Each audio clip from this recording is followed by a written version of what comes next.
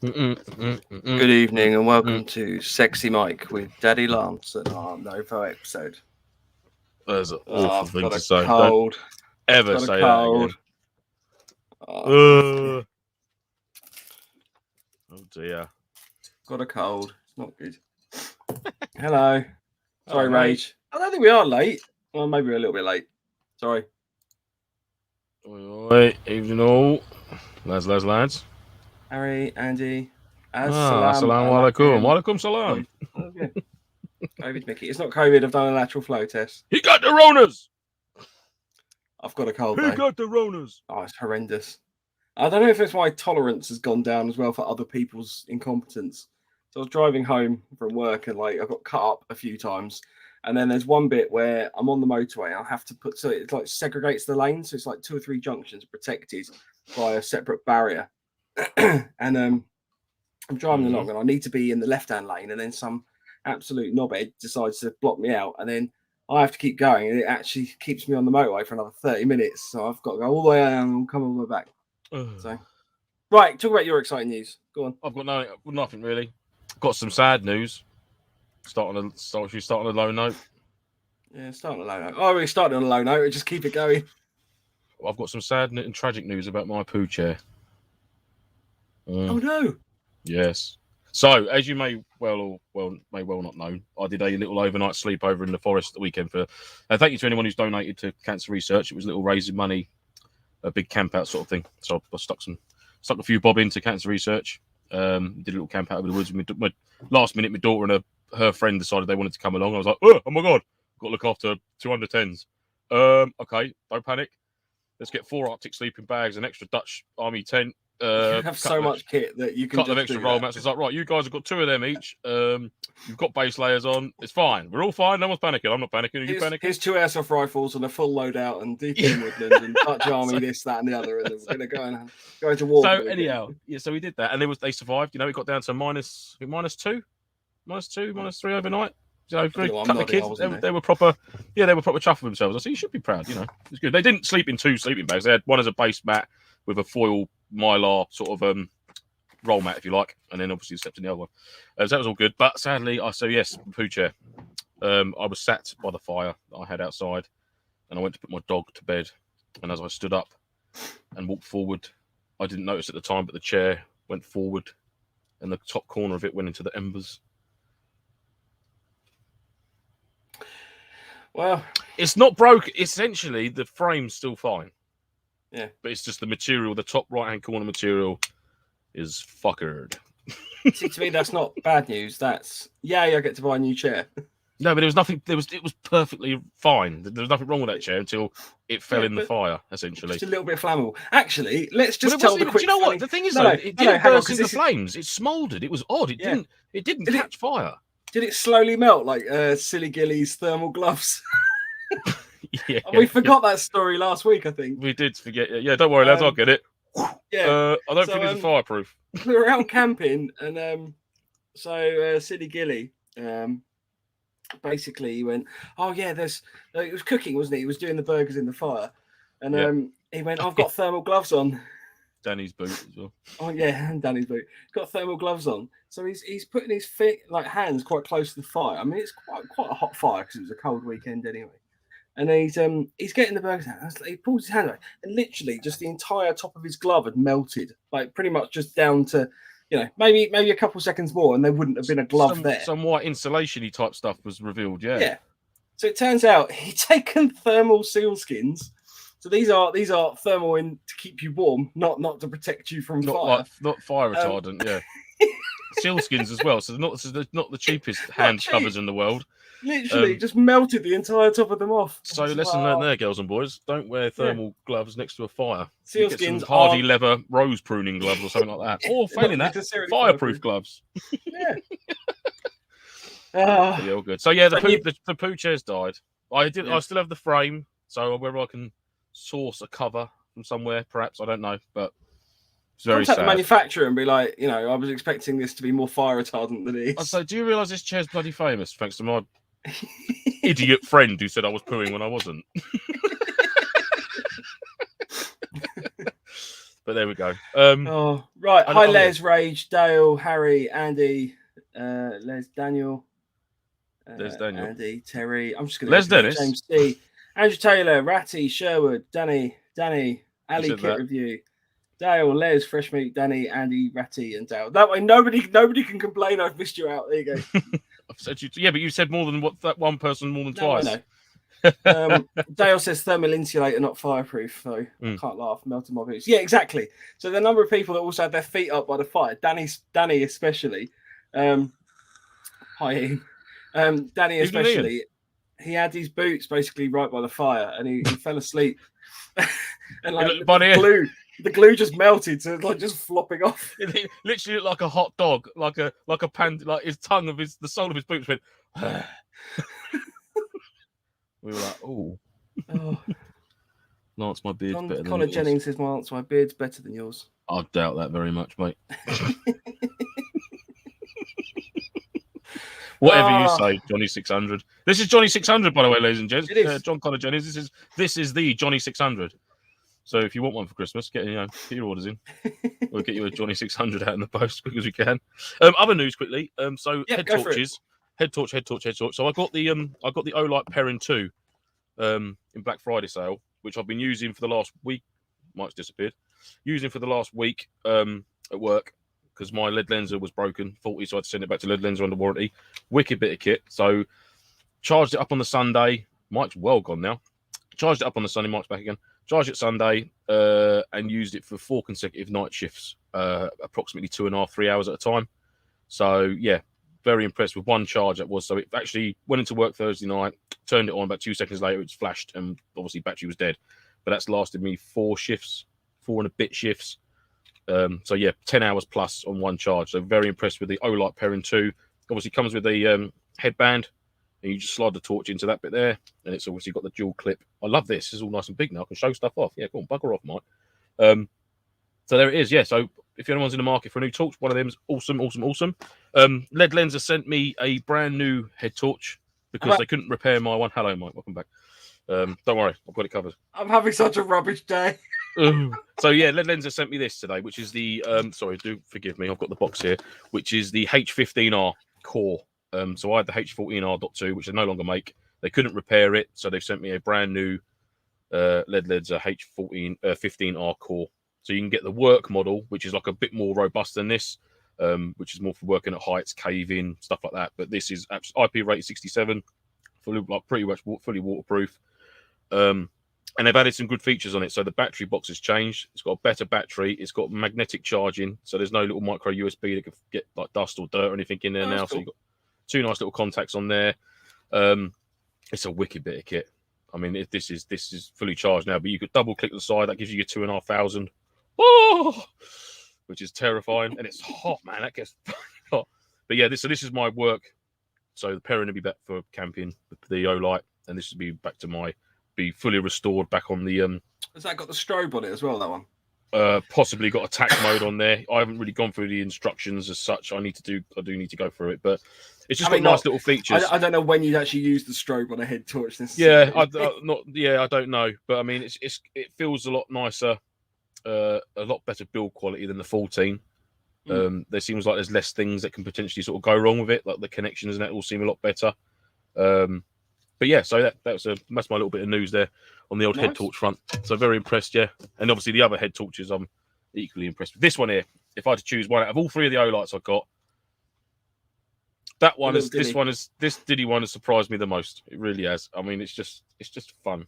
I think my daughter actually left it on in the car, so it's probably run out of battery by now. But yeah, that one there, size of my pinky. If you can get one, it's the Olight i3E EOS. He's gone again. He's sneezing again. So, yeah, that's my little news on head torches and thing. Oh, he's proper gone now. Who's in the chat? Let's have a little look in the chat while Mike's away. Olight are so good for longevity. Yes, mate. Yeah, very impressed, bud. Like I said, charged it up on the Sunday before work, and I was using it. And I had actually had it set on the high beam setting. But the good thing with the Olight is it's actually got a, which I did mention last week, is it's got like a, I don't know how to describe it now. I don't know if you can see that die down or not. But basically, if I'm working on a box... I've had enough for this week. I want the weekend. I was going through some comments. It's basically, it's got a sensor on it, so if you get too close to something, the actual the light will dull down, so you're not getting like 2,500 lumens like that far away from your face. Then it'll brighten back up again as you move away from a target or whatever you're standing in front of, which is cool. Lance has good customer service. Yes, mate. Yeah, LED Lenser, they were bang on, mate. Absolutely bang on. They emailed me a form to fill out, boxed up the old head torch as best I could, sent it back to them. They got it within a couple of days. Obviously looked at it and they sent a little note in with the new one saying this is the reason we've sent you this new torch because your old one's discontinued and not repairable. So yeah, wicked. Oh yeah, it depends what. StreamYard have added a function now. I can star comments, so I can come back to them. This is amazing. Hurrah! Yay! Oh, look at it. It's got a little tear. It's got a little tear.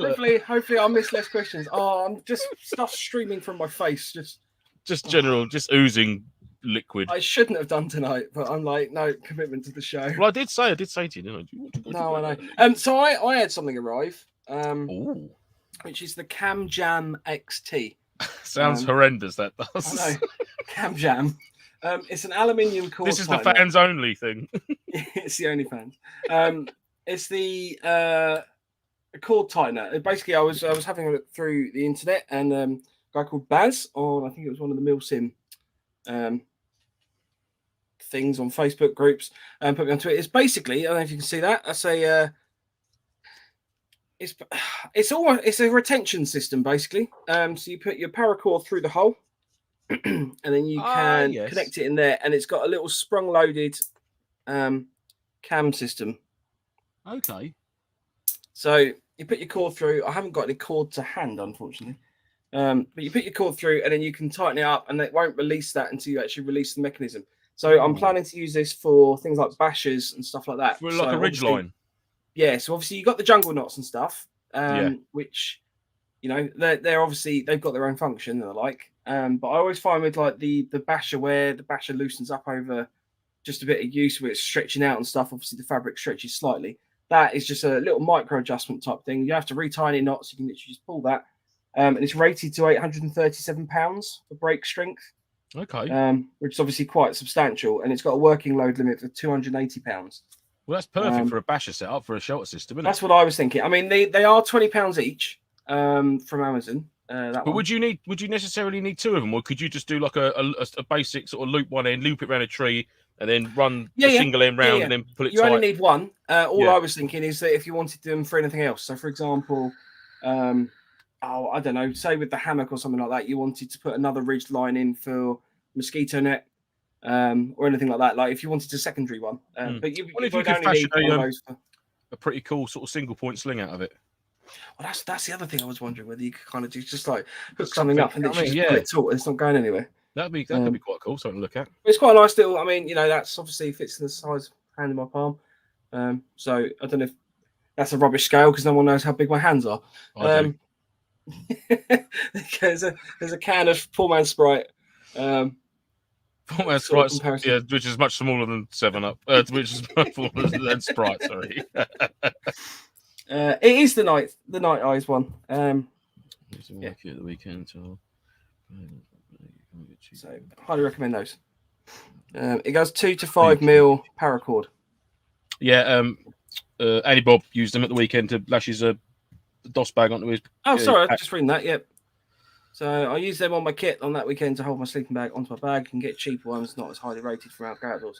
Yeah, so this is the thing. I mean, this is just when people suggest stuff to me, I have an annoying habit of going, I need to buy one to try one. Yeah, I did that. Well, Terry did that with that survival shelter thing. He told me to buy. Well, he didn't tell me to buy. He just told me about it, and I just said, "Well, I'm going to buy one of them." Yeah. He was like, "Oh, okay." It's still there. Nice. Still sat there from last week. It's been brought a cup of tea by my lovely wife. Oh, I've got mine. This is how good Stanley stuff is, guys. I boiled this flask. I made this flask last night, 9 p.m. Still boiling, not tonight. Yeah, nice. Stanley all the way. Not a sponsor. Yeah. So the other things, I have had some other stuff turn up. So I had in a box the duct tape, is this to go in the multi-tool, 30 meters of paracord. So this is obviously some of the contents of the murder bag, which is obviously a winnable prize. Sneak peek. So, is this a sneak peek? It's a sneak peek. It's a very sneaky peek.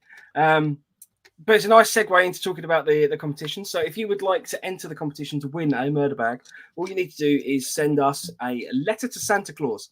So we want you to write your letter as if, back in the days of when you were 5 years old, you write your very, exciting letter to Santa Claus. And the more Airsoft and MilSim themed it is, the better. By all means, take inspiration from Mr. Lance's previous poem last year. There's obviously some things in there you might want to crib or cheat with. I say cheat, it's not cheating. So basically, write your letter, drop it onto our contact form on the website. You can pick it over to us, or you can do so on the email, on Instagram, any way you can get in touch with us. But at the moment, we have had no entries. I thought we had last week, but it's not. I thought as soon as we threw a murder bag into the mix, I thought as soon as we threw a murder bag out. Again, let down. Exactly. Absolutely let down. What can I say? And Rage, there are other bits going in the murder bag, so there will be some cable ties in there. I think there's an Allen key set, a little hex stove as well, bits and pieces. So, body lotion, an old rag of some description. I'm basically kitting it out with just a range of things that I've got in my bag, and then whatever else I've got to spare. A basket with some rope tied to the handle. Yeah. Put the puppy in the fucking basket. Ed Donald says, Lance, good evening. Hi, Ed. I'm also here. That fucking link. We were just talking about your fireproof gloves. Mustn't laugh. No, we shouldn't laugh. But actually, while Ed's here, so Ed is obviously Silly Gilly. He has just recently released a new video on YouTube of how to make a leaf suit, which I highly recommend people going and checking out. Yes, I will be watching that this evening, yesterday, and I've already watched it, and I really enjoyed it, and I took away a lot from it. So I now need to go and buy a leaf suit because, again, this is the problem I have. People suggest stuff to me, and I'm like, oh yeah, okay. A body bag, yes. Yeah, that's one video I'm going to check out because I want to add some bits to my Viper rust camo hood, top half hood thing. So I want to draw some inspiration. Obviously not for fire safety or anything, but certainly for ghillie crafting and that from Ed. Yeah. he's definitely not the fire marshal at the next event. So you can go and check him out. That's his YouTube there. So it's Silly Gilly. Here it is. Oh, look, cheeky handgun. Good night, YouTube. All the best. Oh dear. So cool. Right. Well, you did have one other great big enormous thing, didn't you? Arrive. Oh, I was going to do the review quick if you wanted to. Oh yes, you've got to do a review in an Australian accent, haven't you? Cold. Did you want to do that? Am I doing it? I can do it. I can try. No, that's right. I'll do it. I'll sacrifice myself to the cause. Oh, shut up! You want me to do it? Right. No, that's fine. I've got it. He says trying to hurriedly find it. So we had another review. This one comes in from Andrew Patchett. Sorry. Oh my God, I've already got it wrong. I'm sorry, Andrew. It's coming from Andrew Patchett. Andrew. I apologise. Andrew's from Australia, so hopefully this will make sense. And he specifically asked that if he left a review, we read it out in an Australian accent. So I apologise to all the Australians I'm now about to offend. G'day. From a country where everything is trying to kill you, but Airsoft is banned because the twats in charge say little plastic BBs is a bridge too far. It's nice to be able to kick back and enjoy the little things in life. Like the Sorry, mate, can't help you. You're going a little bit Dick Van Dyke on me. Yeah, I know. If you enjoy anything from MilSim to gear review, or even talking about what's your latest boy, you're hiding from your wife, then the blokes of the No Phone podcast have got you covered. Mike and Lance are fucking top blokes and a pleasure to listen to. I don't know where I'm going with this now. Between lovable banter of Mike and the bearded beauty that is Lance. Thank you. That is Lance. Mr. Grimsdale. I can only dream of one day travelling to the other side of the world to get down and dirty with the men of the November Foxtrot. They always go up at the end, don't they, Australians? Playing Airsoft would be cool too. So, what are you waiting for? Head over to last.com. Well, I don't know about you, mate, but...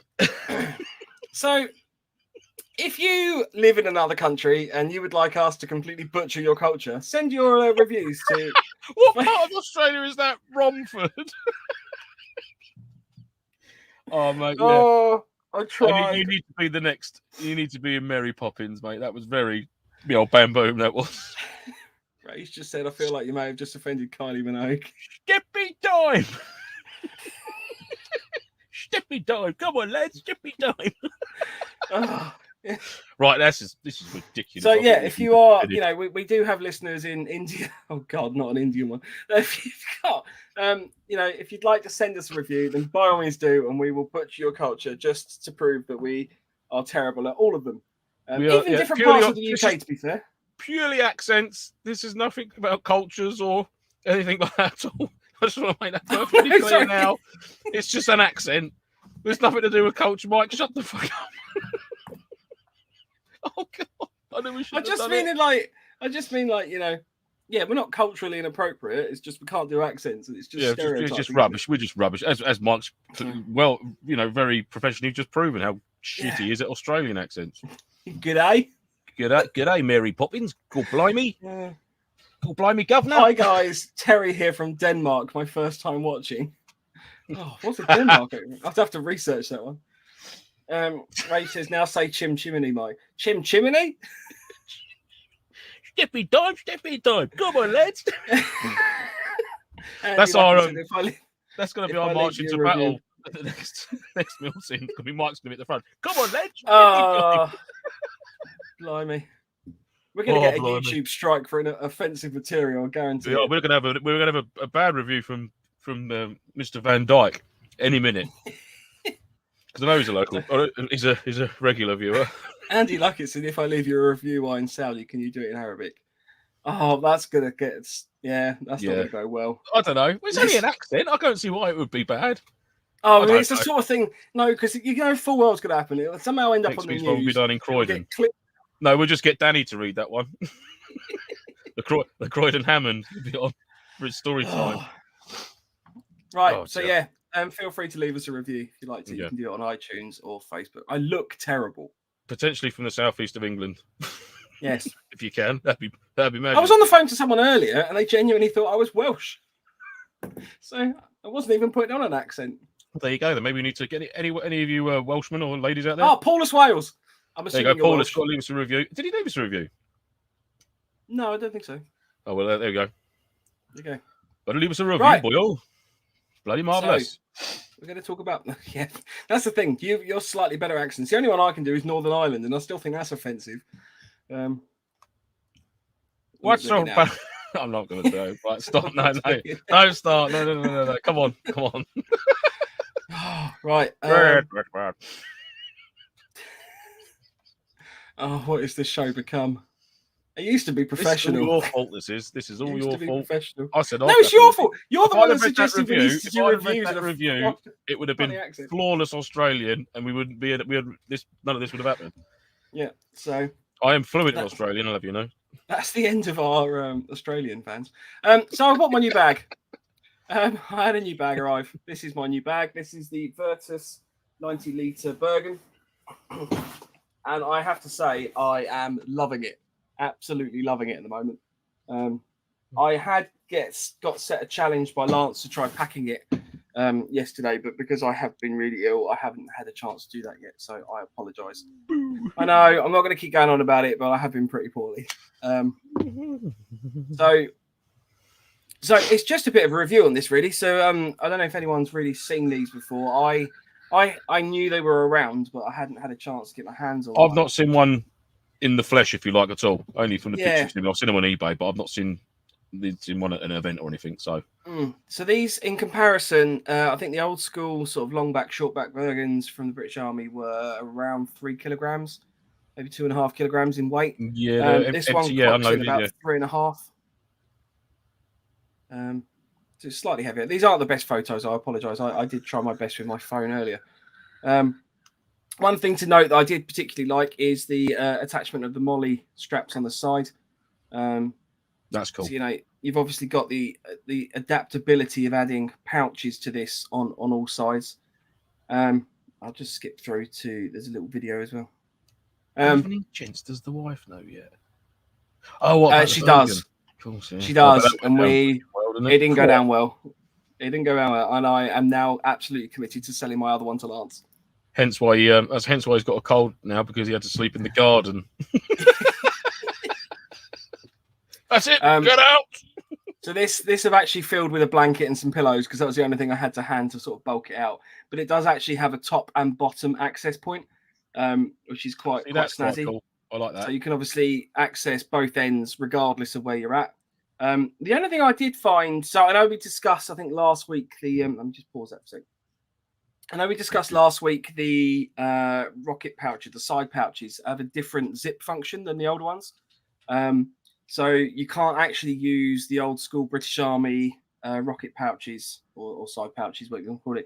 With these, you would need some form of adapter or to buy new side pouches. So I'm going to be having a chat with our friends over at Mission Tailors to see if that's something that they can make up quite easily.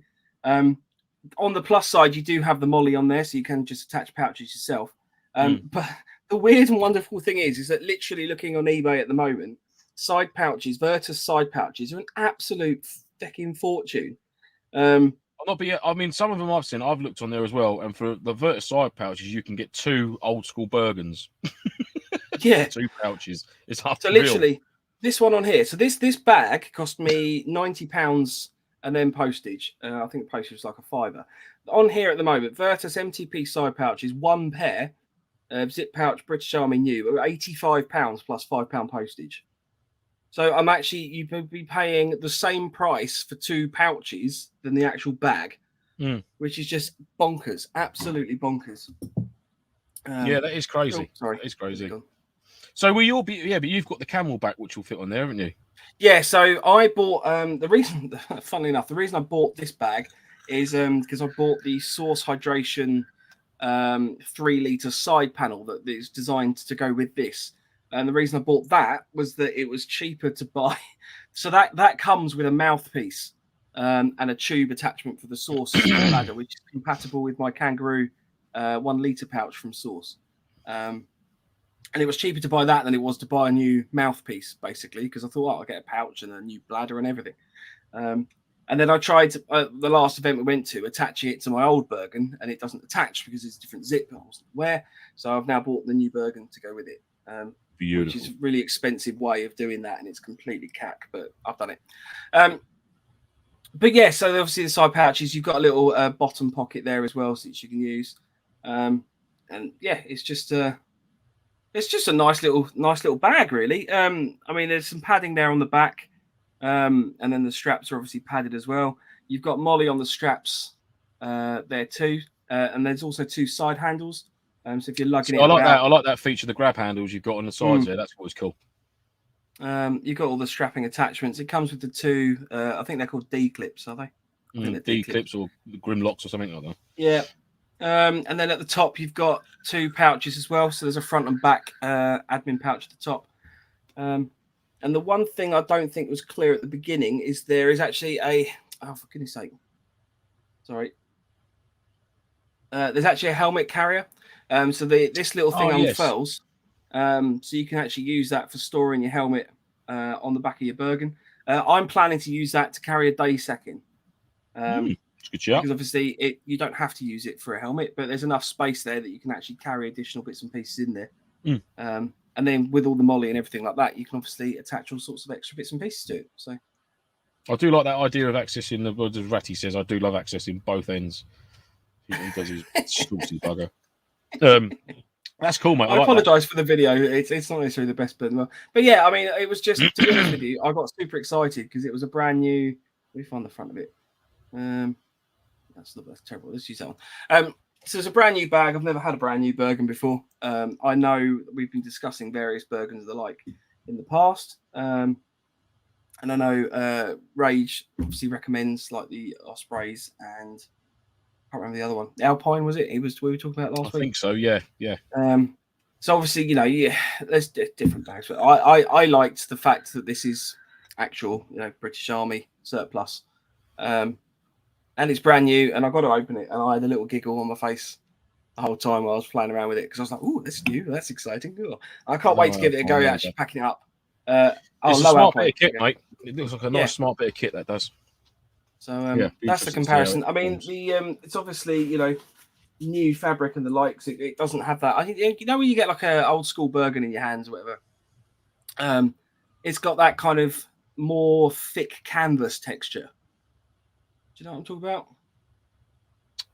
Yeah, well, the older school stuff. Yeah, but I think it's like that kind of they've gone through a few treatments by that point. I think. Yeah, they've had a few layers of gunk and dirt and all sorts of oil and everything where they've been slung in the back of trucks and out of trucks and stuff. So they've built up their natural barriers over years, haven't they? But yeah, I mean, I've got with mine to go along with yours there, Mike. I mean, I'm sure that because this zips onto the back of the plate carrier, the Vertus plate carrier, so I'm sure it must be modular enough for it to zip onto the side of your Bergens. This is the 17-litre assault pack. Obviously, that's the comms pouch on there, which I can remove actually, so you can get a better look at the. I'll remove that for a secondo. Put it over there. When Lance and I next meet up, we'll have a little test of this. Yeah, so that's obviously ignore that. There's just a molly panel when the comms pouch bit's not on there. But yeah, this is a wicked. Oh my god, look at that! It's all come out. This is a wicked bit of kit. I do like this. Is a little assault pack, little day sack, and this sits in the top of my top lid of my Bergen, empty. So when I get to my Arbor or whatever, I can just whip this. It's the first thing that comes out. Any bits I need at my Bergen, at my rocket pouch, I can chuck that in there. If I've got my belt kit on, then sometimes I won't even need that. I might just chuck a camel bladder in there or something like that. But yeah, that's a wicked little bit of kit. That's a 17-litre assault pack from Vertus, which I do like. Obviously, you can zip it onto the back of the Vertus pack, and then the normal backpack shoulder straps can be folded away. But I mean, you know me with rucksacks, I just like a normal rucksack with chuck it on, chuck it off. That's what I like. I don't like it being fixed to my back as such. And this is just like a little camel thing, which I've got on there all the time. But yeah, that's cool. That's cool. Ryan says he used the Vertus for a while for the whole of Depot. Yeah. I apologise, Ryan. I'm not feeling great and I'm struggling to read. Changed out as soon as I got to Battalion Warrior BMF or PLC. Yeah. See, I'm not suggesting obviously this is an excellent bag to get. There's obviously different ones out there. It's personal preference as well. It's whatever you find more comfortable for you. I got that and just wanted to give it a go. Really, I've sort of seen them about, and yeah. I wonder what the 17. I wonder if the 17. Yeah, so I have a feeling that those zips might zip onto the side of that, in which I might have to look into that because that might be a useful little addition. You'd like to think so, wouldn't you? If you've got the Vertus plate carrier or assault vest, you've got the Vertus 17-litre assault pack, and then you've got the Vertus Bergen with modular zip arrangements on the back of it, on the side of the Bergen and on the back of the assault pack. You'd think there'd be, you know, I'm not saying you can zip your plate carrier to the back of to the side pocket of your Bergen. You know, you might do for transporting. I don't know, but I'd like to think that would fit on the side there because I've certainly seen the camelbacks, like you said, Mike, zip to the side of it. So there's no reason I don't think why that wouldn't. You know, it might be cheaper for you to buy 2 17-litre assault packs than a bloody 2 rocket pouches. To be honest with you, that's what I'm thinking, and that would also potentially be more use. Because obviously you've got the additional pockets and it's a little bit more organised. The Vertus body armor doesn't have zips. So which one is this thing? Because this is the Vertus pack. Unless you have to buy, this is a zip attachment that gets mollied onto the Vertus. Then I wonder, maybe that's what it is, Ryan. Because I'm sure I saw a video of this getting zipped onto the back of a plate carrier, the Vertus plate carrier. But there must be an additional. It must be mollied back then, or laser cut back with. You add the zips to it then perhaps or something. I don't know, maybe. But yeah, there we go. Yeah. So yeah, I mean, I just thought it'd be interesting to do a little bit of a comparison discussion between the two. Obviously, the Vertus, I believe, is the current sort of issued kind of default. And yeah, I mean, I was quite surprised by the additional weight. Last night, a little bit of a chat before this about the show. It's possible it's to do with the extra clips. It does seem that the reinforcement ribbings in the back are a little bit more beefy. So you think you've got molly layers compared to the old one? Now you've got molly layers. There's all different bits and bobs in there. There's additional zips on there. There's this, that, and all these little bits will add up. And obviously the technology and the materials are more modern, but there's more of it. So I'm guessing, you know, when it comes to an old school PLCE Bergen, I mean, really, you've only got, without the rocket pouches, you've only got a couple of 4 or 5 zips on there, and that's it. Do you know what I mean? You know, you haven't got any molly on there at all. You know, obviously, if you get it tailored, you get your poncho rolling and your 3 utility pouches added. Then it starts sort of adding the weight, and that then you might get extra padding put in the shoulders or in the spine things like that all add weight to it. But it depends what if you end have a up little bit more lugging weight. around a 25 kilogram Well, yeah, bag but before then you put you've got anything in to weigh it. up like, oh, I'll add an extra kilo in weight, but I've got 75% more comfort out of it now. So whether you can sort of balance it out that way, that's good. I mean, my Bergen that I've got there, I mean, I've literally essentially just put thick pipe lagging around the main shoulder strap, so from the back of the neck all the way down the front, and then just desert sniper taped all the way around, and it's so comfortable now to wear. See, I tried that with my one and found it actually made it worse because the pipe lagging I used was like a high density. Oh, mine's relatively soft. Yeah, so that's something. Just spread. It was nice. I liked it because it made it wider. It wasn't as narrow at the top. It made the weight sit across your back and across the top of your shoulders rather than being concentrated and sort of digging in where your traps are. I found it more comfortable. Yeah. So is yours, when you say the pipe lagging, you're talking like a sheet material type thing, are you? No, it's almost like, is it the rounded stuff? I think it's the rounded stuff. Because it was the rounded one I tried, and it just concentrated the load on my shoulders. Now. I mean, my Bergen, I can't reach it. It's there. Yeah. But Ryan says, think it must be third parties making zips similar to the Cry Molly zips. Okay, mate. Right. Yeah, stand corrected then, bud.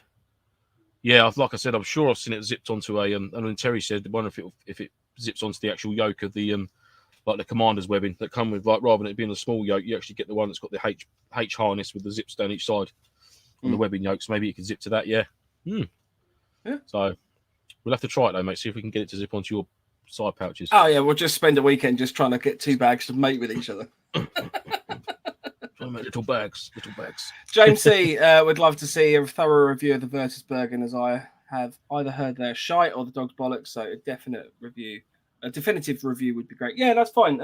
Basically, what I'll do is I'll give it a little pack up at the weekend when I'm feeling a bit better, and I'll run through it and do a little video and get that uploaded. I'll do a comparison of the one I had previously, which I don't think's a proper issue one. I'm not sure. I'd have to double check. I want to grab my Bergen now because Dale's asking about them straps. Give us 2 seconds. I'm going to grab it.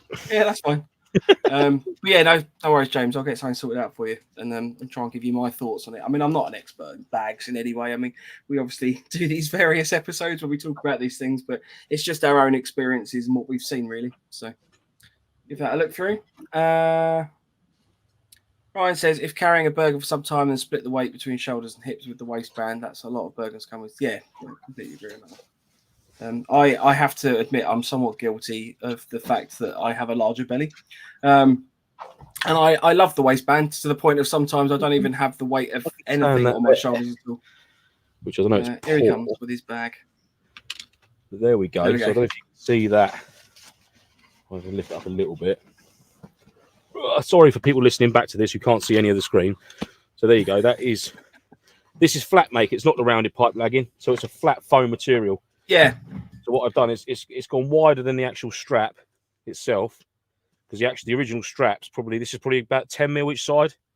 So it's probably gained 20 mils worth of width across the straps now. And that just sits on the inside. And I think, do you know what this is? I think this is an old gun case. Like the cardboard box that the guns come in. I think it's the top. Oh, that sort of that sort of there. I know the foam you mean. Yeah, doubled that up and then just sniper taped it. But that is honestly, it's so much more comfortable. So whatever you do, don't use the preformed tubular pipe lagging that you put on the outside of your house, because that did not work. Little tip from me to you. But she's very comfortable. We'll go the other way again. Andy says, sounds good, not as good as my system. Yeah, true. Ray says most of the weight is supposed to sit on the hip bands. Yep. I say I'm not an expert. I just know that when you add the hip bands on there, you can just take some of that extra weight off your shoulders. It just makes a world of difference. Yeah, I leave mine out of the way. The hip bands are tucked in. Yeah. Because obviously when it sits on top of the webbing as well, that takes a load. Yeah, well, James C just said that. Don't forget, most of these Bergens are designed to be worn with webbing, providing waist support. So there you go. Exactamundo. Oh, Terry, when Terry's done it, he used to use the old issue roll mat. Yeah, very similar to from what I've used for the. Actually, that's a wicked idea using that, because it's probably a bit more durable than the. I've literally used, if you open up the new Rift box, open it up and you get that top layer of foam. I've used that, just trim that up, and I've double layered it. But yeah, I did it. Do you know what? That's one thing I've never ever bought. Close cell type thing, isn't it? Yeah, but that's one thing I've never ever bought is an old school British Army roll mat. I've never ever had one. one item that I've never bought. If you'd like to donate a old school British Army roll mat to Lance, send it to me to chop up and put it on burgers. Bergen scraps. That's it. Yeah, exactly. I'll trade you a yoke for it. There you go.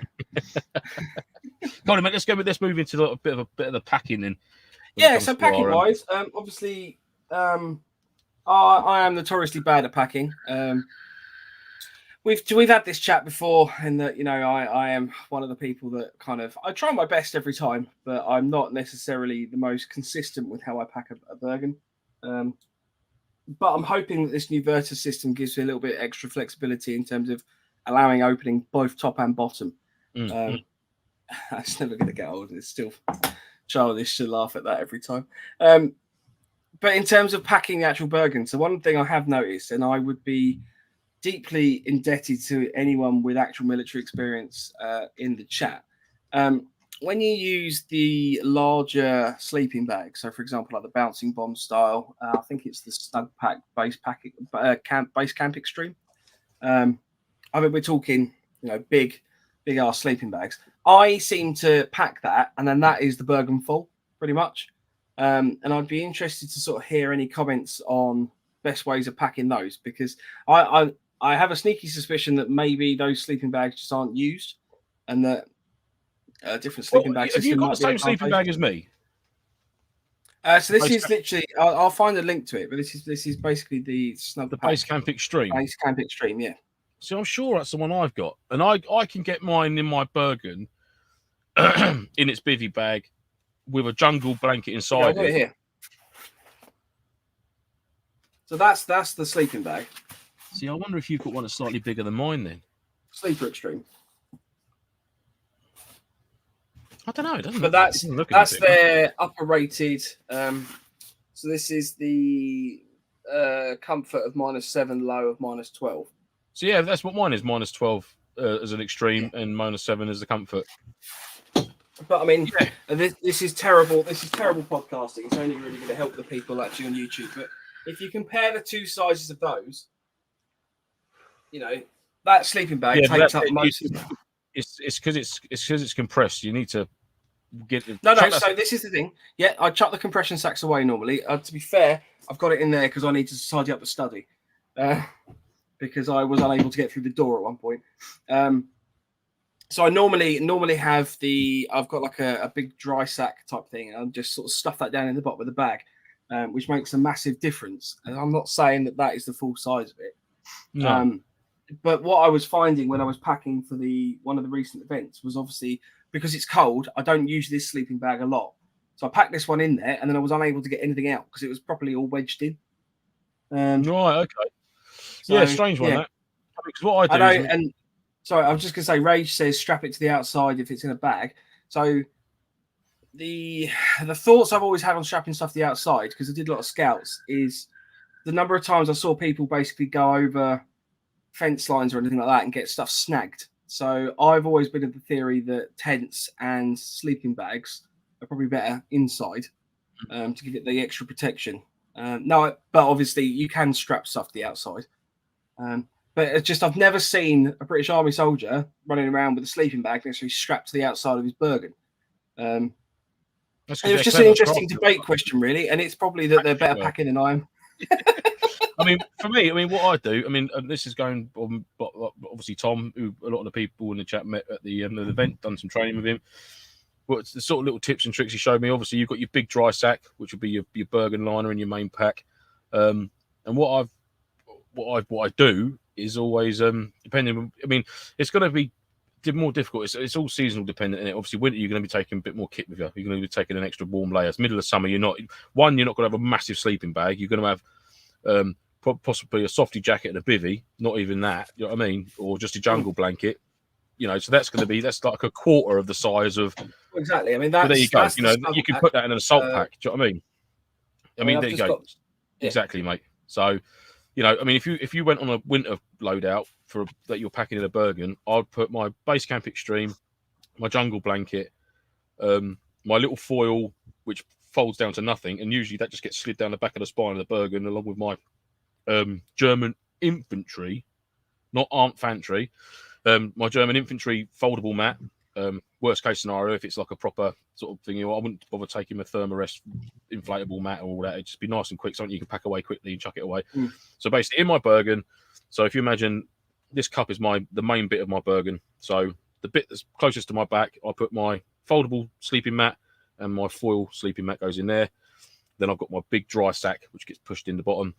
And then I'm onto my sleeping bag then, which will be my base camp extreme sleeping bag, the jungle blanket inside it, my bivvy bag, them two inside the bivvy bag, and I'll grab it all at the foot end. So I'll pull it all out so it's all nice and flat, spread it all out so it's all nice. It's not gathered up at one end or anything like that. So it's all perfectly, and all the feet end of the bags vary in sizes. So you'd have the bigger bivvy bag's enormous compared to a sleeping bag, the extreme bag, and then you have your jungle blanket inside that. Get all the feet ends level, and then scrunch them up into a ball at the end, and then just spin it really, really quick. Really, really fast, and it'll turn into a massive long sausage, and it gets all the air out of the bag. Once you've got to that point where it's all twisted up and you've got like a little bit left at the end, like a flower, if you like, wedge all that into the bottom of the bag. Just wedge. That keeps the air out of it. Then fold the top of the bivvy bag over, push that down inside the canoe sack or the dry bag, whatever, and then you've got another layer there. You should have at least about, I'd say, ration pack sort of food size depth in the top of your Bergen. And I can get then another 3 sort of medium-sized dry sacks. One of them's got a spare pair of dry kit. It's got my foot kit.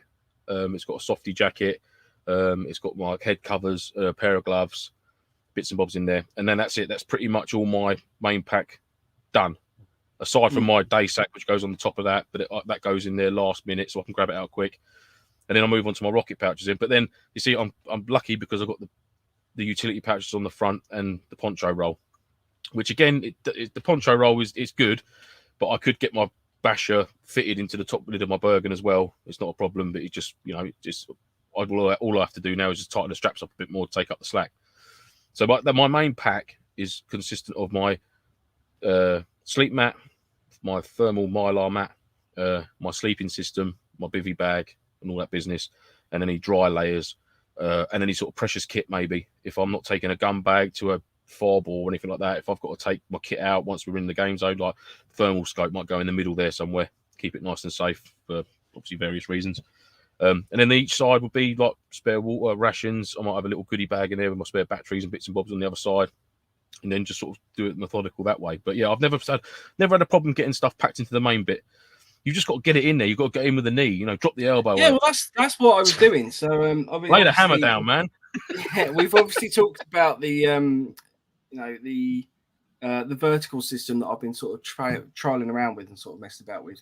So I had that in there as well, because that kind of takes up pretty much most of everything I need in one column that is to the side of the Bergen. So previously, when I've used the smaller sleeping bags you can stuff that down the side and there's no problems.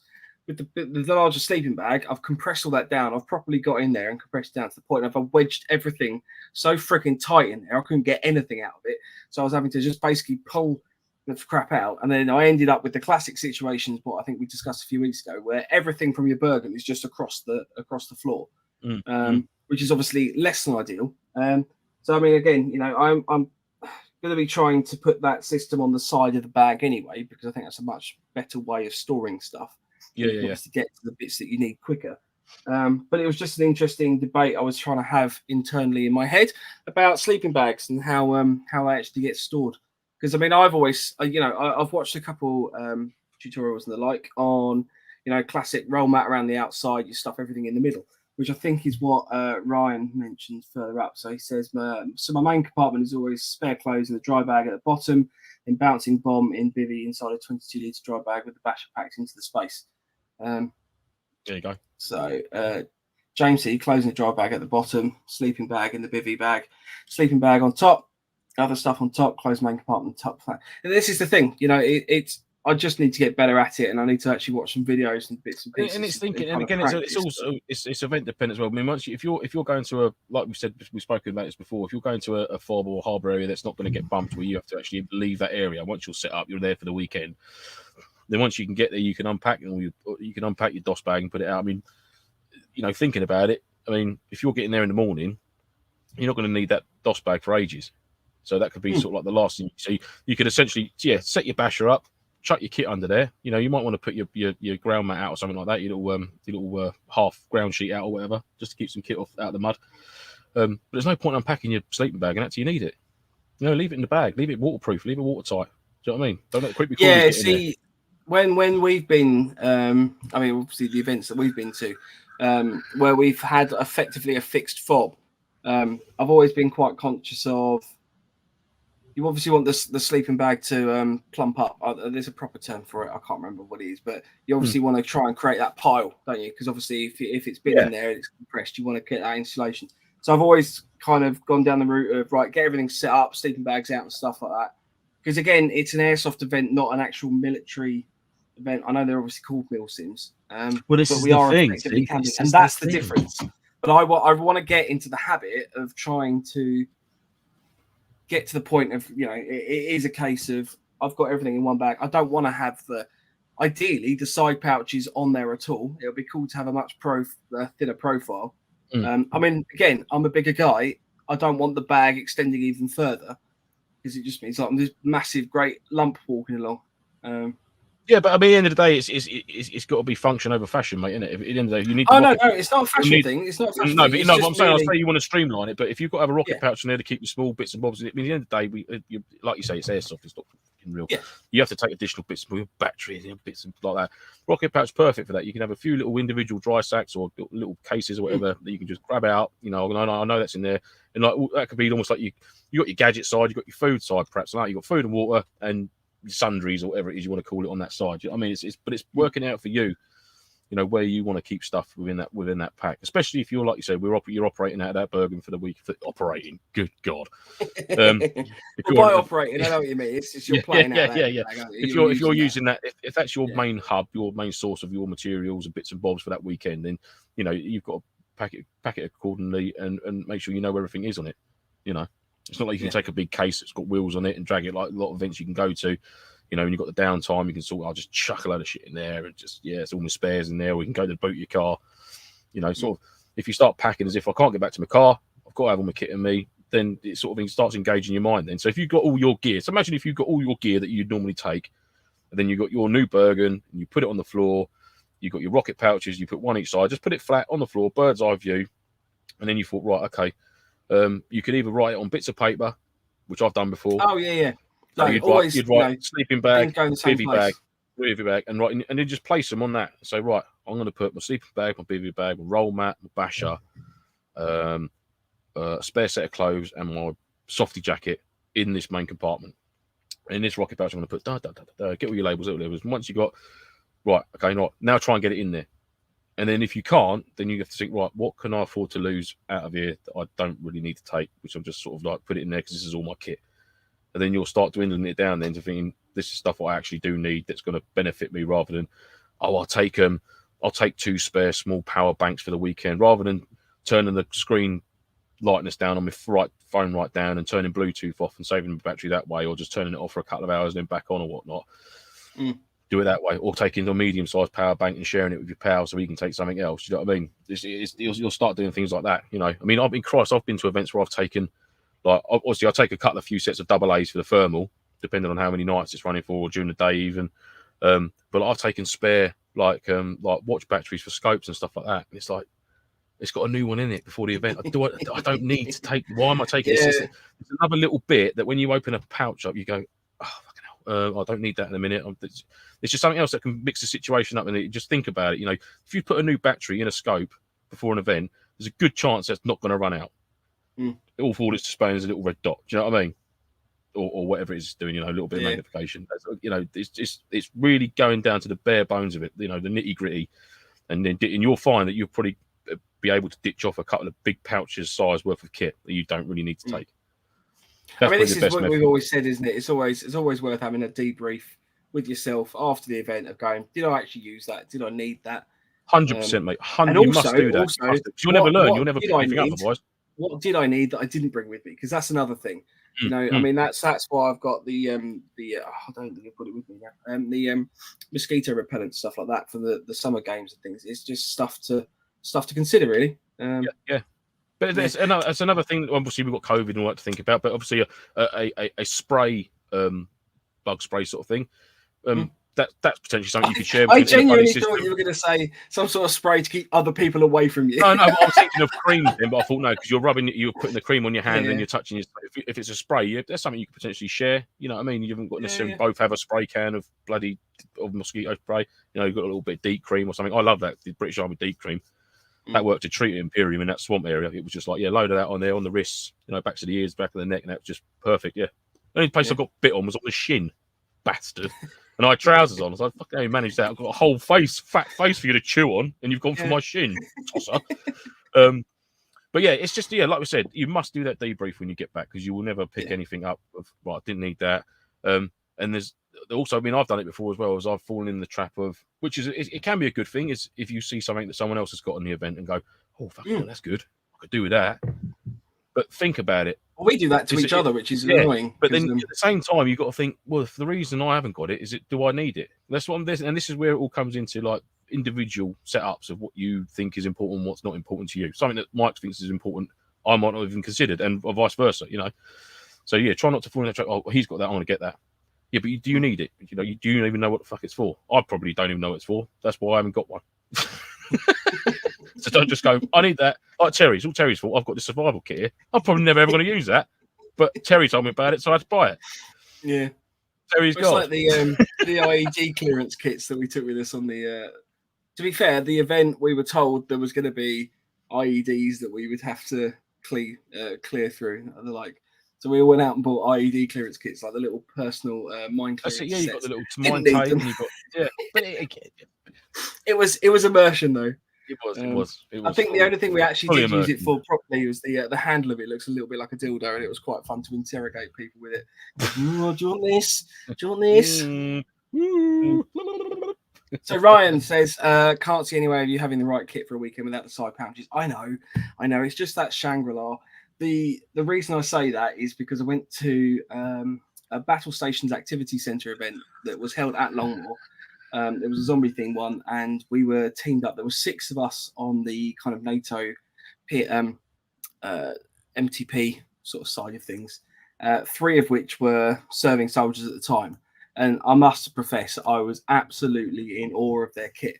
Not because it was something special or anything like that. It was just literally the guys turned up with just the single tube of their Bergen. There wasn't anything else hanging off of it or anything like that. We're all properly just neat. Their admin was proper on point. And it's always been kind of ideal to try and get to that situation, I think you could do that for a summer event, spring summer event. You could do that. You could ditch your rocket pouches off. But again, I think it's going to be. It would still be a bit difficult to sort of run the bag as you'd want to, because you would be having to. It's just something to aim at, because obviously, definitely. if you had extra storage space, then you put more things in it. So I'm sort of just trying to get back to bare bones. And Ryan said again, generally not going to patrol your Bergen, so profile is not really an issue. Completely agree. However, we are trying to Lance and I are having chats about various events where that might be something you actually have to do. So we're trying to. I guess certainly patrolling to your harbour area, sort of secreting your Bergen tactically somewhere to then perhaps retrieve it later on and then move on, bits and bobs like that. So it wouldn't be a fixed location for a long time. But this is all bits that we were discussed briefly last week, which we're still mulling over at the moment. So and it's not so much, when I say thinner profile, it's not so much I'm worried about people being able to see me. It's just things like you go through a doorway or whatever like that. So for example, Longmoor with Legion, we stayed in the SF base. We had to go up a flight of stairs into the room.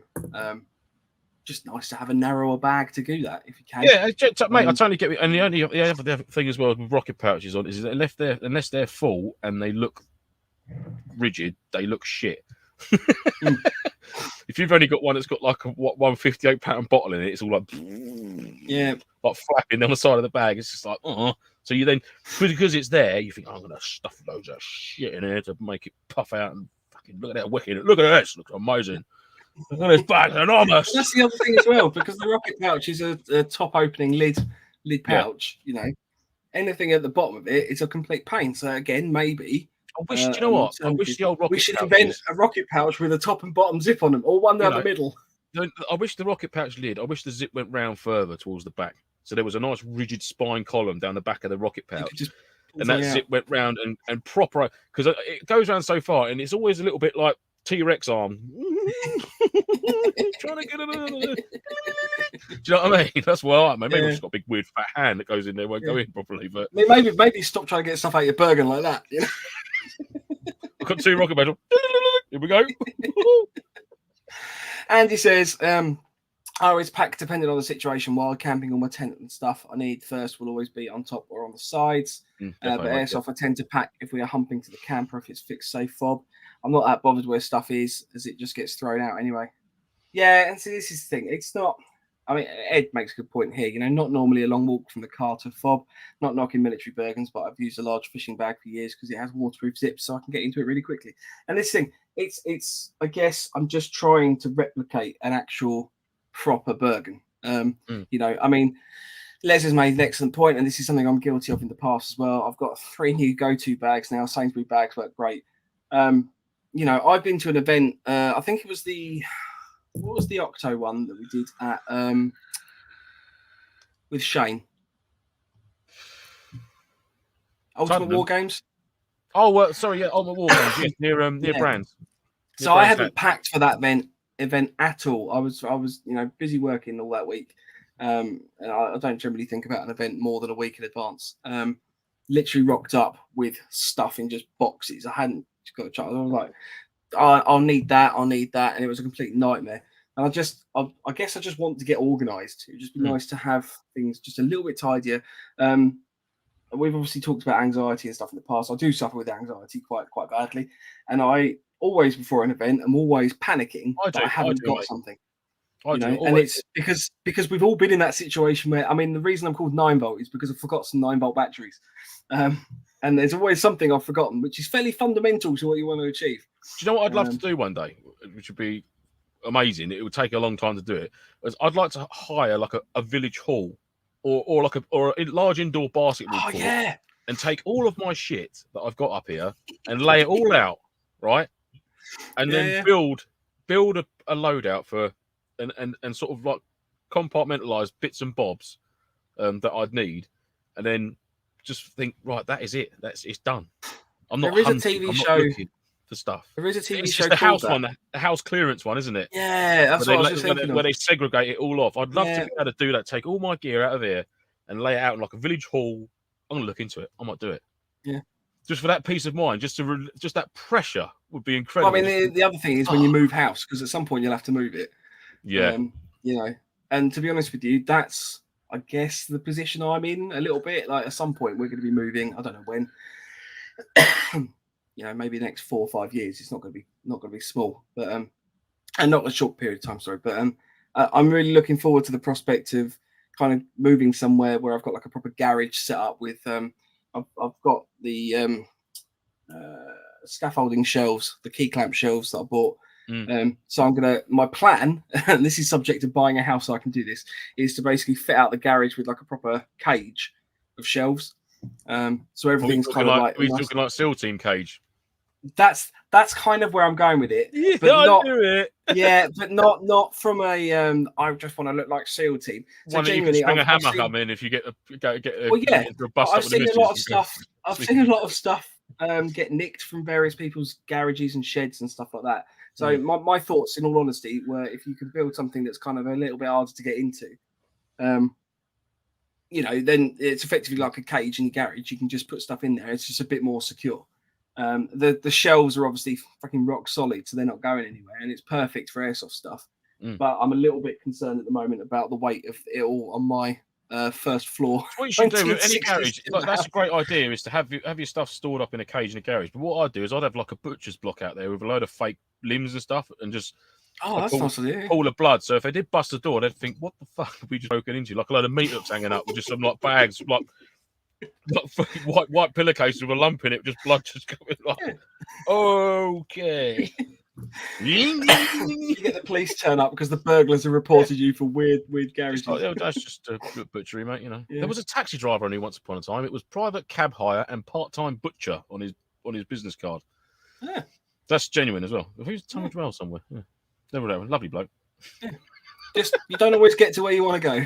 Yeah, yeah. Going in the house with half a pound of sausages in your back pocket. Yeah. Ryan says, if patrolling with a Bergen, then I would look at a long back, so taller, slimmer profile. Most recce units will use something like a long back Warrior X300. Most recon units. Yeah, sorry, Ryan. I don't know if you're you're aware of this, but my dad's American, so I've sort of grown up knowing it as recon, so it always makes me laugh. But yeah, no, I completely agree. I mean, this is the thing. It's just I bought the bag. I've already got too many other bags. It's just very exciting. So, enjoy the bag, mate. But yeah, I'm not genuinely not telling people to run out and buy one. Just I quite like it. Just going back to Ed's comment there, where he says not normally a long walk from the car to the fob. See, that's what we're trying to sort, aren't we? This is the sort of thing. Yeah. So it's trying to break that sort of mold of people's sort of thinking, oh, it ain't far from the car. Yeah. Because then that sort of things in the nicest possible way, and it'd be the same for me. It makes you a bit lazy. Then makes you a bit like, actually, leave it in the car. Fuck it. I've got a crate in the back of the car. Just chuck it in. That'd be fine. There's no thinking involved with right. Let's be pragmatic now and actually think about what I need to take. I guess the conversation has stemmed. The summary of the conversation is a MilSim enough? And what would be the next stage above MilSim? So you've obviously got skirmishes, battle sims, MilSims, film sims, etc. Various ranking of how, I guess, MilSim. So the ultimate, it's how popular it would be. I mean, how popular would the event be if it's like if you're going back to your vehicle? Wants to go. Yeah, but it could well be that, mate. It could people might not be up for that. You know, if they're more up for just I just want to get out there. You know, I want to set a hammock up. I want to go out, do a little bit of patrolling, shooty, bang, bang. Not loosey goosey, but a relatively sort of full on. Or do I want to be able to go unpack my car, put my pack on? I've got my riff. There's no gun bag, so once I leave that area where the briefings and the vehicles are parked, I'm actually in. That's it. Then I'm in. I'm setting up during the game. I'm setting up. Could come under fire anytime. This, that, and the other. I've got to be switched on at all times.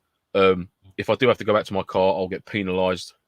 If I do run out of ammo without resupplying at a certain time, I'll get penalised. And it was like we spoke about, and we sort of drifted a little bit here from bags, but it's all those things that are making people think, right, can I win this firefight with what we've got on us right now? Do you know what I mean? Divvying up ammo. This drop, you're only going to get 1,100 rounds or whatever it is. So you've got to sort out your LMG, you've got to sort out your rifleman, bits and bobs like that. Do you know what I mean? So that's what the thinking. But it depends if people would be interested in doing that and not the fact of trying to introduce more rules and make it more strict. It's more the fact of trying to introduce more of a challenge and make you think more. That's the way to look at it. Don't look at it as, oh, fucking, they've taken all the fun out of it. No, it's not that. It's taking the glamping element away. It's trying to, it's essentially trying to make you more uncomfortable but trying to keep you switched on at the same time. Come to our event because it's really just really uncomfortable and you're going to hate it. It's not, yeah, but you just got. It's just to switch you on a bit more. Do you know what I mean? I agree. I mean, I'm fully on board with it. That's what I'd like to have. I'd like to think, fuck me, I've got 2.5, and you are round counting sort of thing. I mean, very loosely. Oh, evening, Jade. How you doing? Wicked haircut, by the way. Saw that. You're almost down to the point where you're round counting. Do you know what I mean? Not in the loosest sense, mid-cap's got 120 rounds or whatever. But, if you can go down to 30 rounds in a mag, you're thinking, right, Christ, I've got 2.5 mags left. It's like, well, we've got to be very careful now. We can't go getting into a big contact. We haven't got the rounds for a big contact. We need to get from here to there without getting into one. Sneaky, catchy monkey time. Do you know what I mean? The situation I want is that if someone, you pull the magazine out and the BBs all come pouring out the magazine. It's because there's a problem with the mag. That's actually genuinely quite a problematic scenario for your event. It's not just, oh, don't worry about it. I'll just rebomb that. I'll grab another mag. Be fine. It's like, oh, fuck. I've just lost 120 rounds. I only had 600 to start with. Yeah, exactly. Yeah, you're not taking out a full, do you know what I mean? A full quick speed loader. You're literally, we sort of loosely threw out there 8 mags per rifleman.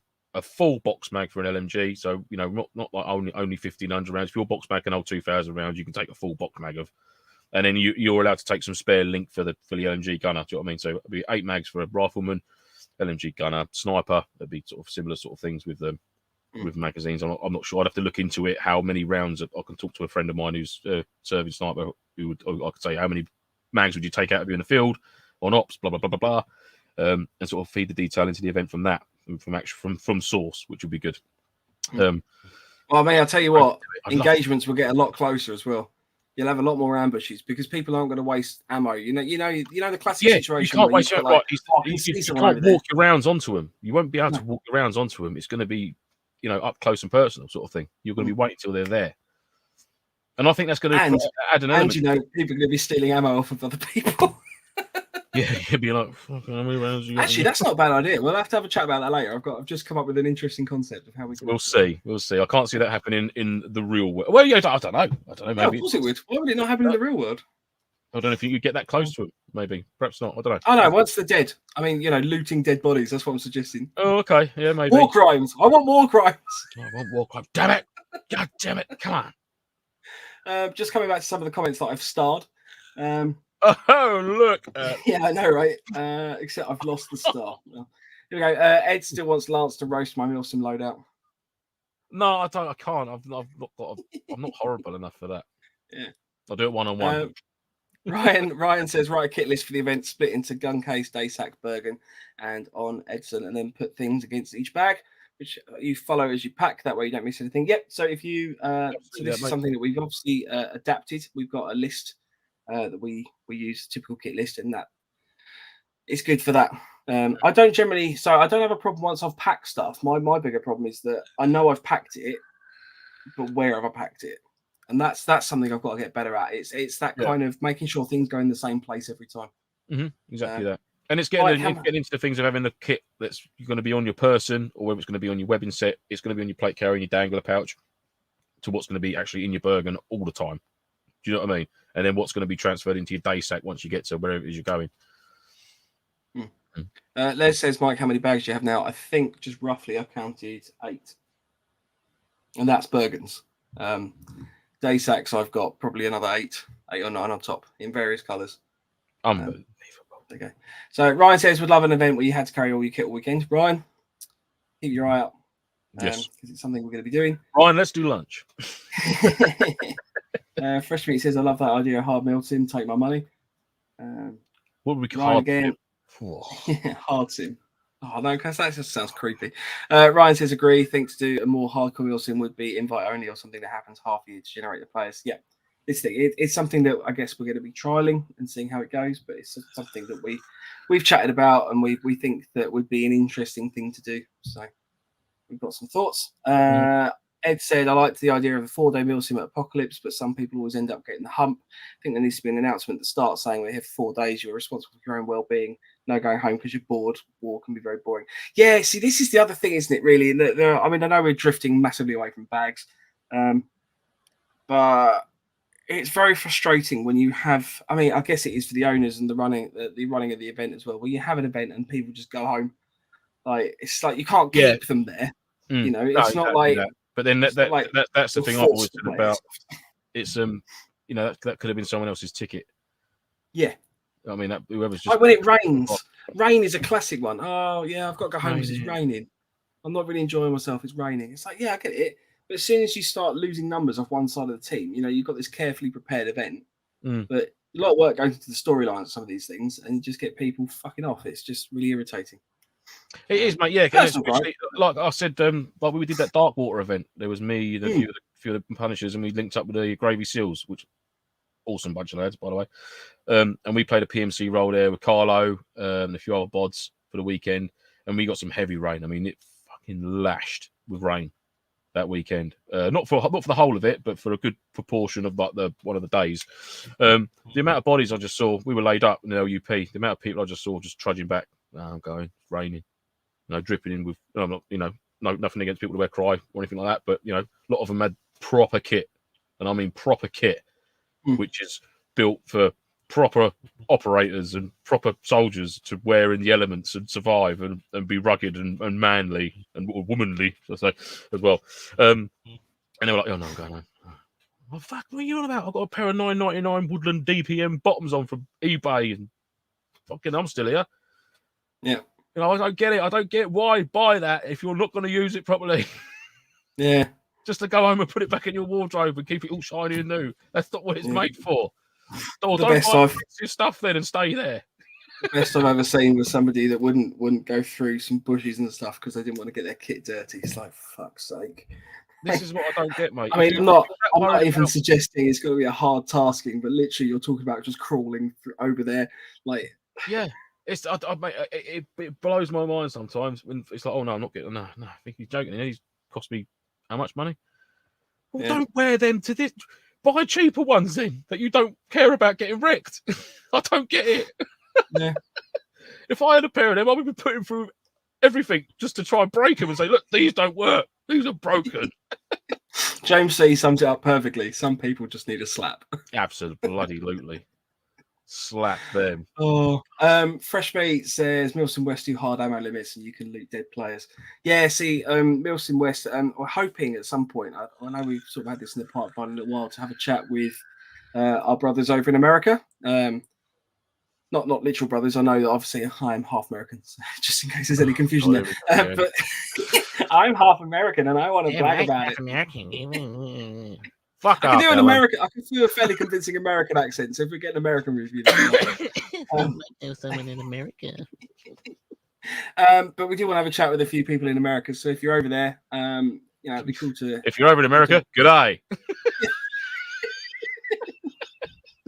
I mean, howdy. Yeah. Hi. No, but it'll be cool. It'll be cool to kind of catch up with a few people over there and basically sort of find out the differences between just MilSims here and there. Basically, sort of be interesting to find out. MilSim West, obviously, I think if you live in the UK, and you're into MilSim, you probably at some point had a little hankering to do a MilSim West event. You just see some of these massive ground wars that they've got going on out there. It just looks epic.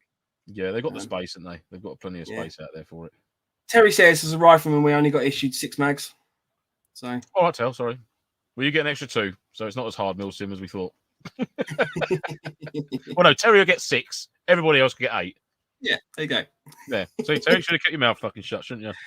Les says, does your wife watch the show? She does not. She sometimes comes on, but to be fair, the house is quite small, so she's not exactly a million miles away. She hears. The new Bergen did cause some grief. I'm not going to lie. Have you bought her something lovely for Christmas? To apologise. Not yet. I haven't. No, but I have the rocket pouches to go with the Bergen for Christmas. Why do you not like them? Oh, I have them. That's true. I have completely 100% agreed to sell you the other Bergen though. So, I am now literally the purchasing power of whatever you want to spend on it. I'm waiting. I'm with bated breath. I'm considering now. Oh, I'm screwed. Andy says spent sim where we didn't see anyone for the first day and ended up standing stag over lunch.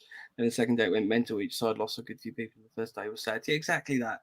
Like, it's just frustrating. And it ruins I've been to a few events where you've not fired around for the whole first day, like you say. It happens. But then you should be doing other things in that time. That recce patrol we did, Mike, at Longmoor. I mean, Christ, what's that? 6 hours out on the ground? I was asleep for that one. Oh, sorry, you didn't come out. Yeah, sorry. No, so to give some clarity, I rolled my ankle for about 4 times consecutively in that day. No, sorry, yeah, I do apologise. You did, yeah. I fucked my ankle up properly to the point of I was like, if I keep, because I genuinely, I will keep going as much as I can, and I've done horrendous things to my body in the sake of, no, I just want to keep going. It's fine. I can vouch for that. Yeah. Why do you have to say things like that? But oh blimey. Oh good no, God. just flashback. Just sometimes you do need to know when to stop. Like, you just can't. But no, like I said, we did a recce patrol for 6 hours. We drank from water bottles and not canteens. And it was good, we were out doing bits and bobs, this, that, and the other. And no, there was no boredom there at all. No. It was quiet. It was good. You had to be quiet, stealth-like, plan your route, this, that, and the other. Work your way back, come in from a different angle, back towards the main mob and stuff like that. It was quality. Really enjoyed it. Thoroughly enjoyed it. See, to be honest with you, though, I reckon any event should ultimately have something going on with the stag. So being on stag, I know it's always like, oh, it's boring. It's just standing around. There should still be stuff you're doing. I mean, I guess in my mind, like, a military base or a military fob, there is always stuff going on, and maybe that's something that I don't know. Maybe should be taken more into account for events and the like. But I don't know, perhaps. But I mean, stag is stag, isn't it? You know, you usually do it with two people, but ideally with two people, just to keep yourself sparking off each other. You know, you haven't necessarily got to have two guys up at a sanger, and there's something, you know, so unless it's sort of potentially going to kick off. You know what I mean? You give someone a knock, say, "Oi, up here, need another pair of eyes." But you know, someone else can be sat down on the deck, you know, in cover sort of thing, getting a brew on. Yeah, but I mean, it's still, you know, you can rotate people around. You know, if you want to keep people moving, rotate them around. You know, if you're Longmoor, if you're in the concrete fob, so the one that's not the sand one. Or the SF base. No, not the SF base. So that's the metal one. The main one up the top. Yeah, like the main concrete. Yeah, so that's the mob in it, main operating base, the mob. Yeah, so I mean, the two of the towers on there, or two of the sangers, you used to be able to see quite a bit of the town. So again, have someone there with a scope. You can be recording information. Legion events are pretty good for that, where they've got the vehicles, because obviously you've got the guys on the gate having to open that gate sharpish. Like, you don't want to be fanning about with the gate when the QRF need to get out. Yeah, exactly. So there's things you can be doing. You know, if a stag event, if you're on stag at an event and nothing is going on for 2 hours, then I would say that there's something a little bit dodgy there. And you know, running the event, go and swap your guys out there on stag, do a little mini patrol around the fob. Unless something has gone on, but they haven't spotted it, then that's a different story. Do you know what I mean? Then you say, well, you need to be. Yeah, but I didn't want to make the presumption that if you're literally sitting there for 2 hours, you've just missed something, because that's really lazy organisation. No, something did happen. You just didn't know it happened. Right, we do need to just whisk through these last comments because it's now 20 past. So just quick to go. James C said, "Did you see the Vice documentary on MilSim West?" I didn't. I didn't know that was a thing. I will check that out. Yes, I will do. Ed says there was a group of MilSimmers who did events in the UK that stopped all their events because nobody could do it. Stay more than 2 days. That's pretty bad. The worst one I've ever done was a DEA versus cartel. I think we've discussed this before. But all the DEA went home because they got annoyed. So we ended up just having basically a skirmish day between the cartels, because this is a poor attitude. That is. No one else to shoot. I've never left an event. I've never gone home from an event. No, I do think there was possibly an element of non-hit taking in that one. You know, if there's a problem, it needs to be. This is what I've said: is don't go to an event, have something go wrong, and then go home stewing about it, sending shitty reviews into the organisers or to the event hosters or anything like that. Get it nipped in the bud while you're there. You know, if you've got a grievance or you've got an issue, go to one of the organisers and say, "Look, mate, this has happened," or could potentially this be a thing to bring it, because I'm sort of like it's getting a little bit stale or whatever it could be. But raise it when you're there. Don't wait until you get home, because you've got no traction. Once you're home and you've unpacked all your gear and you've been stewing on it, and you're even more pissed off because you've come home and you've had a terrible time. You start ranting and barking on your keyboard warrior setup. Then that's not going to achieve nothing. Then, but if you're there, it can be nipped in, and then you can think, "Oh, fucking hell, I'm glad I said something, because this is banging now. This is wicked. Look at the turnaround." You know. Don't wait till you get home. Say something when you're there. See, I've been to, I'm not going to name them specifically, but I've been to 2 events now, different organisers. But I've said a few things to some of the marshals, and genuinely one of the events, the marshal went, "What do you want me to do about it?" It's like, what? This is not the way you run an event. That's just poor staffing. Then you need to go to you need to speak to the organ grinder and not the monkey, didn't you? Yeah, that was terrible. Right, last few comments. Terry says Lance only used semi as it goes back to using the SLR with 20 round mags. You see, exactly that. You know, if you've got a reduced amount of ammo, I reckon the firefights will be more interesting, because you won't have people just slinging plastic from a long distance. Yeah, and like I said about walking on the target, you know, if you shoot one round, I was there, got to move it and shift it a little bit that way. You've got to be spot on with it. You know what I mean? You've got to compensate. You can't just shoot one round as like a marker and go, right, I'll come over this way a bit. Bop, bop, bop, bop, bop, bop. Oh, now I'm on him. Bang, bang, bang, bang, bang. Do you know what I mean? You've got to be really sensible with it. Yeah. Ryan says whole first aid should be recce and base defense while you gather intel to a proper attack. Exactly. Completely agree. Andy's lugging around the LMG for 12 hours, not seeing anyone getting info and getting objectives, with them people getting bored and leaving on the second day. It was all going. They missed out big time. Well, there you go, exactly, mate. The stack is great when done in pairs. Always have a pack card. That's the thing. I mean, you know, one of the things I know, just talking again, waffling wrong, but one of the things I love about Airsoft as a whole is not actually going around. I don't necessarily take joy in hitting people with BBs. It's getting out and having fun with people and chatting to them and meeting new people. And I like dressing up as well. There's an element of it for me which, like, nothing better than going out, getting some like shooting and bang bang bang and all this sort of business and that. But for me, there's masses of elements that go into an event for me, like the whole lot, prepping your kit, getting to the new site, for example, like you said, meeting new people, like meeting up with your team. That's always great. Setting all your kit up, checking over people's bits and bob, bits of new kit that people have got. And all the different elements that go inside the MilSim, not just, I've got my rifle, I'm just going to shoot them. There's loads more that goes into it, all the preparation, the comms, whether this is all working right and great, all the tiny little elements that all come together to make it an event for me. It's not just for me, but like you said, it's not all just about just going and shooting someone. There's lots more to it than that. Terry, James, totally agree. Recce all day and then assault at dusk, or carry on with the recce throughout the night and a dawn attack. Yep. James sees the documentary is called A Real Life Call of Duty. And that's going to be this evening's activity. I'll find it on YouTube. If I can, I'll link it on Facebook and that as well. Because it'll be cool if anyone else wants to share. Cameron says, just doesn't make sense to pay for a ticket and wrap your tits in for a shirt reason. Yeah, completely agree. I've never heard it described like that, but yeah. Good shout. And Ed says, I've never left an event. But you've got to say it in a Scottish accent. I believe Cameron's Scottish. Yeah, I think you've got to say it in a Scottish accent and it'll be more. Wrap it. I'm not going to do a Scottish accent. No, he's not going to do it. No. Cameron might be bigger than me, and I don't want to offend someone that's actually on the chat live. He probably is, actually, yeah. He will kick your ass. So, there you go. He'll kick our ass. Sorry, our asses. Ed says there used to be the sniper ops events, only 10 BBs for the whole day. But I bet that was cool. Especially when you get people come out the safe zone, they're like, yeah. That's all my ammo. I cannot stand that. Just walking into an area. You spend an hour bombing up and then literally straight up. Yes, yeah. Well, looking at a tree like a leaf going. I'm like, change my mag. I'm like, you've just done a mag. And oh god. Yeah. Oh, Cameron says, please do. Just doesn't. Oh, I don't know if I can do this. It's just going to be offensive. I'm sorry, Cameron.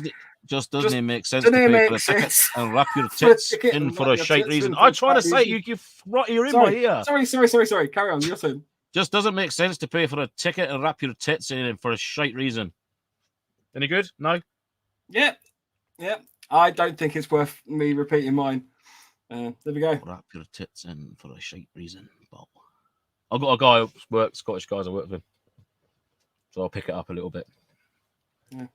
I think maybe Lance should now just do the reviews. Okay, pal, no bother you. Good day, mate. At one event, myself and Kenny. Good day, Scotland. How you going? This is from Hutchie. At one event, myself, Kenny, and another sniper disrupted the team so badly they went home at lunch moaning. Oh, bless. I remember one event I actually captured a sniper without firing a shot. I wonder who that was now. I think it was Kenny, wasn't it? Yeah, I remember. It was. I lured him with a cup of tea. Cameron says Spotty Dog. Spotty Dog. Hang on. Andy says, just before you go, Mike, have a strong carry and 2 limoncello shots, and your nose will be as clear as anything, and the cold will be gone. Oh, mate. Genuinely, I was sitting at my desk earlier. You know when you do, and I apologise for the podcast, this is horrendous, but you know when you do that kind of noise? I was literally just sitting at my desk. I know. I was sitting at my desk and did that, and genuinely my entire mouth filled up. I don't know where all this stuff came from. And I'm just like... I had to leave the office with a mouthful of just crap. Just like... It's when you do that if you've got a really bad cold sometimes, and like you get a little dent in your head when it caves in a bit, and you think, oh, fucking sniffed a bit hard then. Yeah. Whoa. Well, your eye pops back in. I had the this is a huge deviation now. I had the nose spray as well. You know, it's like squirt it up your nose and sniff to kind of like bring it into. I sniffed way too hard, and genuinely this stuff went straight down the back of my throat into my lungs. Oh, I used to know a kid at school used to do that with the candy laces. He used to snort one up his nose, and then cough it out, and he'd do I'll be like, I've had that accidentally with spaghetti once, but yeah. Anyway, right. Anyhow, he needs to go to bed. I need to go downstairs and warm my feet up with Feel free to get in touch. You can email us at nofochat@hotmail.com. Instagram is @November_Foxtrot_Nofo. Facebook is @November Foxtrot Nofo. YouTube is www.youtube.com/C/November Foxtrot. And our website address is www.novemberfoxtrot.co.uk. And all the links to the rest of those things are all on the website. So if you exactly, yeah. And there's some new bits on the website as well. We've got some new bits on the website. We'll just talk about those quick. So we've now got discount codes from Empire Airsoft, as well as Airsoft Patch Club and Airsoft Operators Box. So yeah, go along, check them out. Thing. So if you're after one of those, cheeky little discount on there for you. We're still pushing to get some more discounts as well. So you know, there's a few other shops that have sort of signed up, but they're getting new websites and the like. That's it, exactly. So if you're a shop as well and you want to have a chat with us about, you know, any way you can sort of support that, we don't take any money from these discounts or anything like that. All we're trying to do is basically save you guys a bit of money. Get deals for you guys, basically. That's all. Yeah, we're happy to kind of advertise good shops that we use and we like. So yeah, be cool. Feel free to get in touch, but not with Mike. Joke. Love you, Mike. Thanks, mate. Love you, Mike. Love you, Ed. Yeah. Terry, Mike, Lance, it's been a pleasure again. Thank you. No worries, mate. Always a pleasure, mate. Never a chore. Feel free also, you can go to the website at lancelance.com. That'll be available for the rest of the year. Cool. Is that the remainder of this year? So there's only like... No, it's in the year from when the website went live. So pretty much a year from October. Fuck you, man. Lastly, if you've got anything that you feel that we should add to the website or to the podcast or just NoFo as a whole, obviously we're trying to create this community. We are as much NoFo as you. You are as much NoFo as us. That's what I meant to say. Is you and we are all NoFo. This is the whole of us is NoFo. Obviously, we couldn't do the episode without the chat. So if there's anything you want to add to it, or you know you think we can do better or change or anything like that, then get in touch. Give us an email. I know Nick has been particularly helpful. I think there's some issues with the calendar at the moment on the website, and that it doesn't seem to load on some devices. I'm still looking into that. Oh, okay. But anything else, just give us a shout, and we can either add it, change it, whatever. Well, if it's shit, we won't. So yeah, good ideas only, no shit ones. And feel free to leave reviews as well. You can leave reviews on Facebook, on our Facebook page, or on iTunes. I don't think we've got any reviews anywhere else, but if you find any, let us know, and we'll read those out as well. Yeah, good or bad, as long as they're 5-star, couldn't give monkeys, you know. Yeah, that's fine. Berate us as much as you like. And if you put what nationality you are in there, we'll try and read it out in that accent. Mm. As long as not guaranteeing nothing though. And there's nothing about culture, it's just purely the accent. Oh, it's not culture, it's just whatever. I'm tired. Say goodbye, Lance. Goodbye, Lance. We'll see you all next week. Oh, and next week our Christmas episode's on Friday. It'll be Friday next week. Friday, beer o'clock on Friday. 8 till 10 next week. And we're going to be doing all sorts of weird and wonderful stuff. And the competition as well. Please get your letters to Santa in. At the moment, there are no entries. So if you get one in, then you have a 100% chance of winning unless somebody else enters as well. And it'll be good to give it away. So you win a murder bag. And we have a murder pouch as well. And a purse. Have we got the murder purse sorted out? The purse is sorted. The pouch is on its way. So we've got the bag, the pouch, and the purse. There's also other giveaways as well. So feel free to tell your friends. We'll be putting some stuff up on the socials that you can share out as well if you like. That'd be cool. We'll join us for our Christmas party. All right. Ta-da. I'll say goodbye, Lance, again. Goodbye, Lance, again. See ya. You need to go to bed. I know.